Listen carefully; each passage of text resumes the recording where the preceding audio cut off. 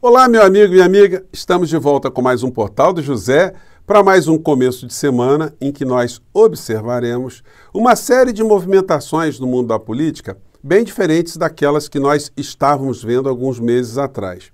Isso porque, a partir de sexta-feira, tem início o calendário eleitoral oficial aqui no Brasil.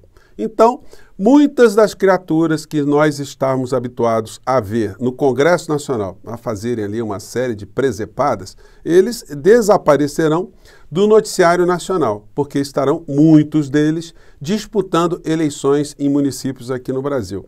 Isso, para a nossa sanidade mental, será muito positivo, né? Nós voltaremos a ter, pelo menos, debates sem essas figuras ali nos atormentando, né? E no mundo da política aqui no Brasil, fatos estão se dando. E alguns fatos naturais suscitam também alguns debates políticos, como, por exemplo, a morte de uma pessoa, né? Que é um fato natural, no caso, o ex-ministro da ditadura militar, o Delfim Neto. O presidente da República fez uma nota de pesar em relação a esse personagem da história do nosso país no pior sentido. Isso está gerando uma série de celeumas nas redes sociais, né? Até onde vai o protocolo de um presidente da República? Nós vimos, algumas semanas atrás, o presidente Lula lamentar a morte de um líder do Partido Comunista do Vietnã. E hoje nós estamos vendo o presidente lamentar a morte de uma pessoa da direita, diríamos até da extrema direita, né? Não dá para dizer assim que Delfim Neto foi um democrata, né? Então, onde vai o limite? Qual o protocolo de um presidente da República? Enfim. E o que a gente pode lembrar do tempo de Delfim Neto para os dias de hoje? Qual foi o legado desse personagem para a história do nosso país e para a economia do nosso país, né? Eu vou trazer aqui para vocês algumas imagens, algumas informações para a gente refletir, né? E que sirvam também essas reflexões para a gente cobrar do governo Lula e cobrar também, de um modo geral, das pessoas que têm responsabilidade aqui no nosso país, o envolvimento em debates sobre para onde o Brasil está indo com esse tipo de política econômica que começou lá atrás, mas até hoje nós não conseguimos fazer nenhum tipo de enfrentamento, nenhum tipo de ruptura. Bom, vou conversar com vocês sobre tudo isso, mas antes de mais nada, quero convidar você que está chegando nesse instante ao nosso portal e ainda não nos conhecia, para que, em primeiro lugar, você se inscreva aqui conosco, conheça também os nossos outros vídeos. Se você gostar, compartilhe, recomende. Não se esqueça, dê o seu joinha, mande seu comentário e, se puder, se inscreva aqui também no nosso clube de membros. Você que é muito bem-vindo e muito bem-vinda. Gente, olha, é impressionante algumas coisas que acontecem em pleno século XXI, né? Essa coisa do Bolsonaro ter dito que as joias que ele subtraiu, no português claro, né, que ele roubou, são deles, ele pode fazer o que quiser, eu não sei que bolsonarista vai acreditar nessa história. Conversando com algum bolsonarista, até eu estou me flagrando aqui, que tipo de papo a gente pode ter, né? Uma pessoa levar em consideração que um ladrão pode fazer o que ele quiser com o produto do roubo, né? Será que as pessoas não se projetam para essa situação? Será que ninguém nunca sofreu infortúnio de ter ali uma subtração de alguma coisa, o perdimento de alguma coisa, e achar isso natural? Enfim, as joias são minhas, diz Bolsonaro, só que não são, né? Gente, existe um princípio na administração pública que diz o seguinte: tudo aquilo que estiver permitido pela lei só é válido para as pessoas que estão no campo do direito civil. Para o campo do direito administrativo, direito público, o administrador público ele só pode fazer alguma coisa que estiver previsto na lei.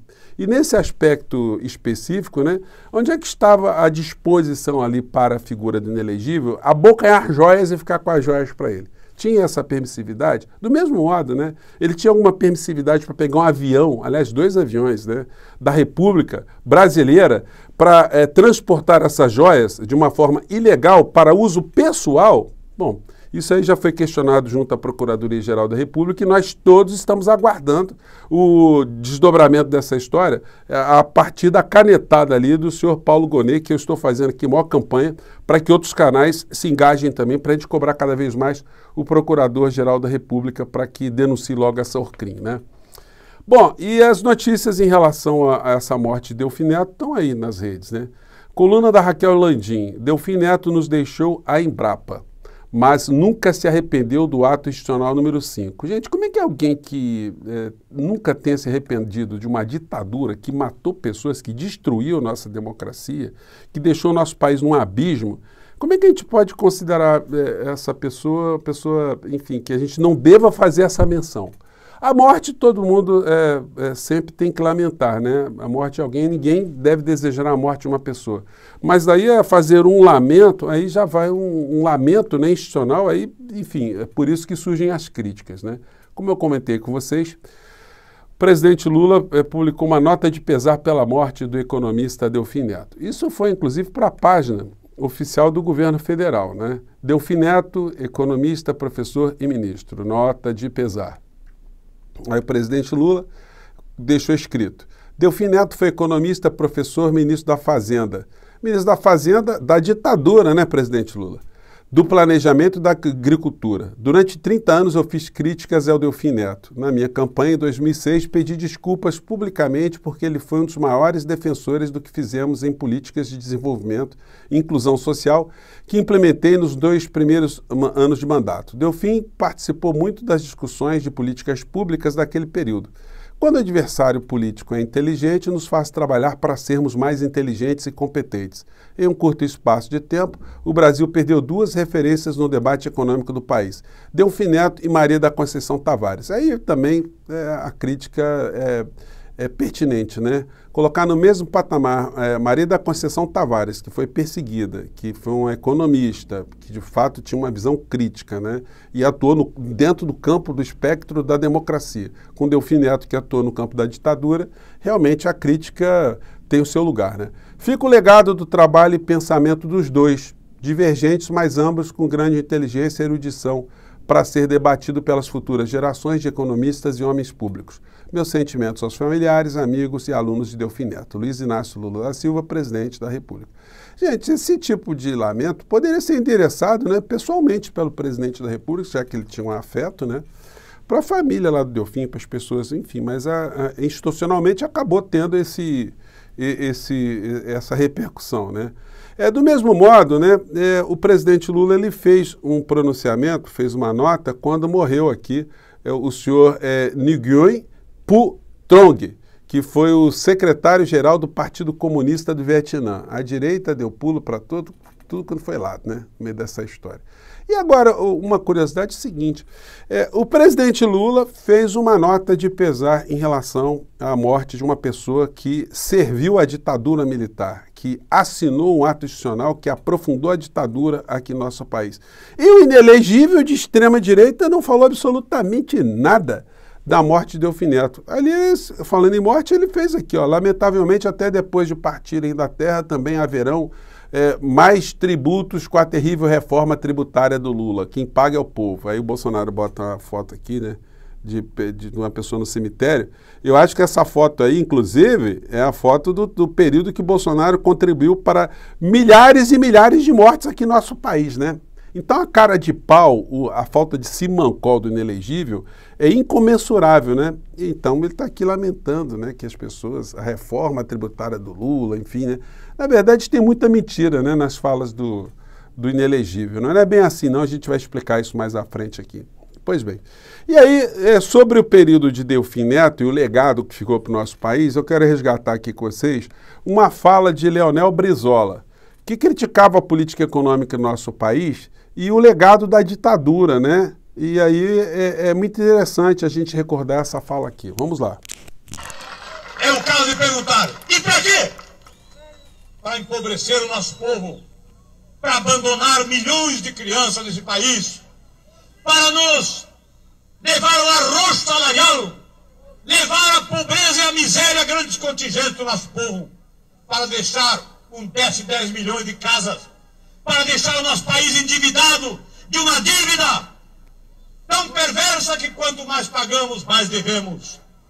E nos mergulhar neste mar de inflação, levar ao nosso país a crise, a este buraco, a esta fossa em que nos entregaram a nação depois de 25 anos. Olhem.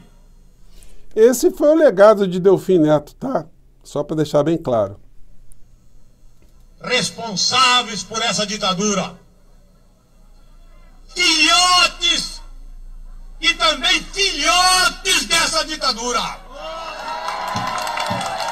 que andam por aí se refestelando, pretendendo enganar, envolver, ludibriar a boa-fé do povo brasileiro.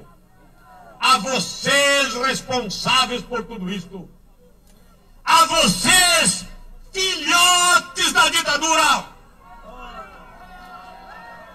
afastem-se! Então, eu vou deixar esse vídeo aí, se você quiser escutar novamente, né, ter uma continuidade aqui, mas fica bem patente ali, né, qual foi o legado para a República Brasileira, para a economia do nosso país, para o bem-estar do povo brasileiro. Mudando aqui de personagem, eu resgato aqui com vocês também uma fala de Enéas Carneiro, né? Ele ficou doente, tirou a barba aqui, enfim, mas ele estava muito ativo nas entrevistas, onde ele fala também desse legado, né? O que aconteceu com o nosso país em relação à dívida pública. Vamos pegar esse trecho aqui. Mas veja, as taxas de juros com que se paga o serviço dessa dívida teriam chegado a 180 bilhões. Dá mais de 3 vezes tudo que foi gasto com educação e saúde. Veja como é uma questão central. Olha só, gente, nessa época aqui, o orçamento da República do nosso país estava consumindo 3 vezes mais para a dívida do que para a educação. Vamos ver como é que está essa situação hoje, mas vamos pegar aqui mais um pouco da fala de Enéas Carneiro. Não há dinheiro para nada, não há dinheiro para educação, não há dinheiro para... A resposta é sempre, não se pode mexer, não há verbas, não é? A resposta geral, não há recursos. Mas como dizer que não há recursos se uma parte dos juros é reinvestida na dívida? Veja que coisa estranha, quanto mais se paga, mais se deve. Sua Excelência, presidente Fernando Henrique, assume com 60, números redondos, 60 bilhões, entrega com 600 bilhões reais. E Sua Excelência, o presidente, vai aumentando a dívida. 620, 700, 800, 900. Onde nós estamos? Para onde vai isso?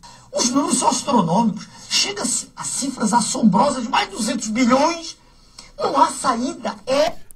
Senhor Enéas, nós estamos pagando hoje 800 bilhões de juros dessa dívida, né? E para que não haja dúvida, olha só o gráfico da dívida pública hoje no Brasil, aqui feito pela Auditoria Cidadã da Dívida, aqui no nosso país, né, a professora Maria Lúcia Fatorelli, baseada nos dados do orçamento publicado pelo Congresso Nacional. O Brasil gastou 43,23% de juros e amortização da dívida, que equivale a 1.890 bilhões de reais. E para a educação foram gastos 2,97. Ou seja, nós estamos aí com quase 20 vezes, né, 18 vezes, mais ou menos, o que se gasta com juros do que se gasta em educação. Então, tanto a fala de Leonel Brizola quanto a fala de Enéas Carneiro e também a fala de todas as pessoas que são críticas ao que está acontecendo no campo da economia aqui no nosso país, mostram como essa situação que surgiu lá com os filhotes da ditadura, ela foi se avolumando, porque a lógica jamais foi enfrentada. Vimos ali o salto exponencial que se deu no governo Fernando Henrique Cardoso, mas dali para frente nós não tivemos nenhum recuo, né? Essa situação precisa ser colocada em debate aqui no nosso país. E por que ela não é colocada? Até as forças progressistas não têm colocado isso em perspectiva para a gente entender melhor, né? Dissecar esse assunto, porque esse assunto é um assunto nevrálgico. A gente não pode olhar para essa pizza aí do orçamento da União, do nosso país, e achar que é natural pagar quase a metade do que nós arrecadamos aqui no Brasil para juros e amortização da dívida, né?